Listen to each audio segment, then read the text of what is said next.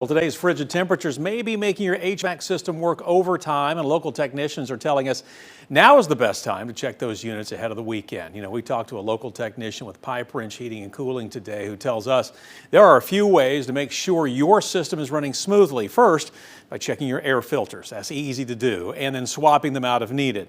They say nearly 40% of the calls they receive in the winter are due to a clogged air filter. And the last thing you want is your heat going out in the middle of a storm.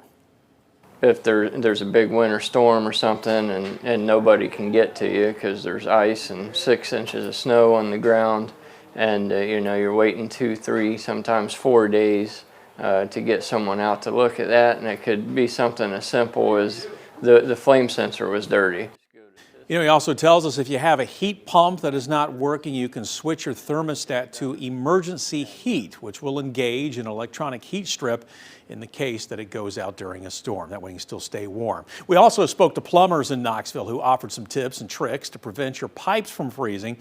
So from making sure you cover your hose to keeping your faucet running, there are a number of ways to keep your pipes, again, from freezing this time of year. And you can run heat wire along your pipes, but we're told never to wrap it around the pipe, and of course you can install the insulation yourself. Tennessee Standard Plumbing says if you are able to invest your time, this will go a long way, but if your pipes do freeze, well, here's something you need to know. Is to teach everybody some stuff they can do themselves to prevent the pipes from freezing.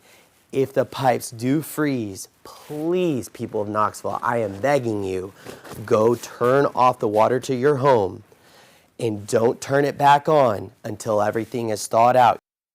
All right, so keep that because, you know, there will be somebody out there, their pipes will freeze probably next week. Kelton Balka of Tennessee Standard Plumbing says that if you don't turn off the water, the pipes could freeze, as you heard, and then eventually would burst, flooding your home. Well, with the freezing temps, some Knoxville churches will serve as warming centers. We're told Church Street United Methodist, Cokesbury, and Eternal Life Harvest Center will be open tonight, so keep that in mind. And with the cold and snow in the forecast, always a great idea to take a moment. Make sure you've got our free Storm Team 6 weather app with you. You can use it to stay on top of those changing conditions wherever you are, especially as we head into the weekend. Even when you're away from your television, even if the power goes out, you can still use it. Scan the QR code on your screen or search Knoxville Weather in the App Store or Google Play. All right, next on the 7 for you tonight, a Morristown woman has now pleaded guilty in connection with an investigation into a number of overdoses.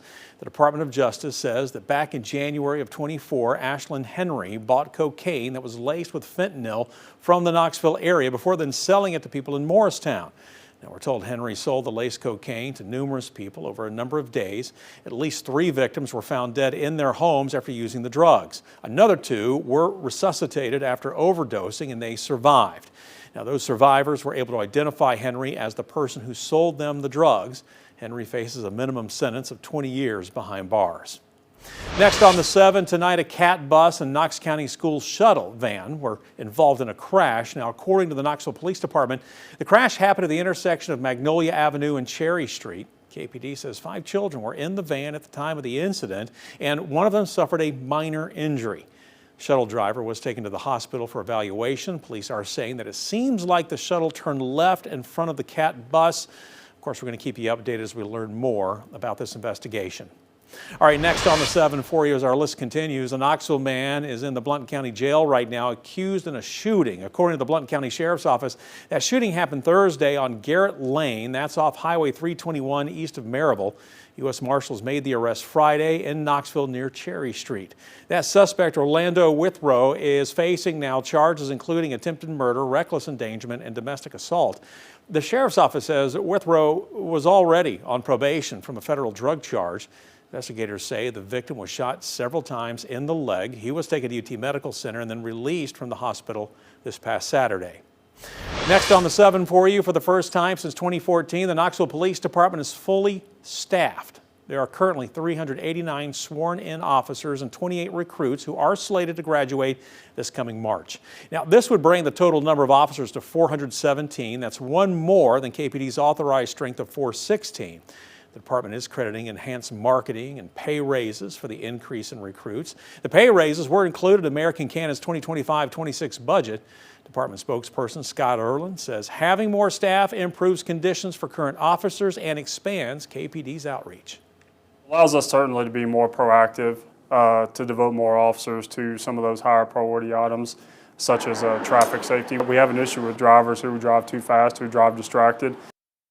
Now, with more officers, the department needs more equipment. KPD now asking for more body cameras, in-car camera systems, and tasers. They're going to be doing that at tonight's City Council meeting. We'll have more on that for you at 11 o'clock.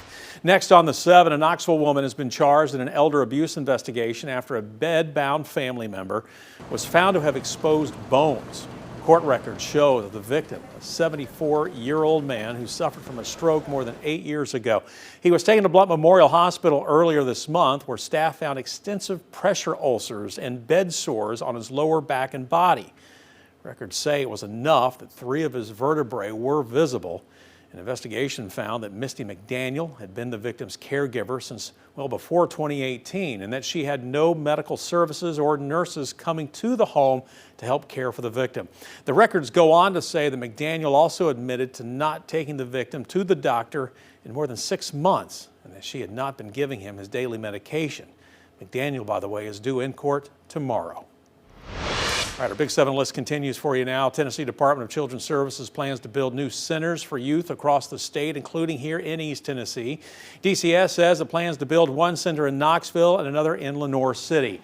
A release from DCS says the Knoxville Center would be designed for 20 young people, giving those with a complex needs a place they can stay for 30 days. Lenoir City Center would be able to house up to 16 young people, serving those entering state care. DCS Commissioner Margie Quinn says that there is a need for centers like these, adding time matters when youth enter DCS care. Now, the Department of Children's Services, by the way, plans to open these centers between 2026 and 2028.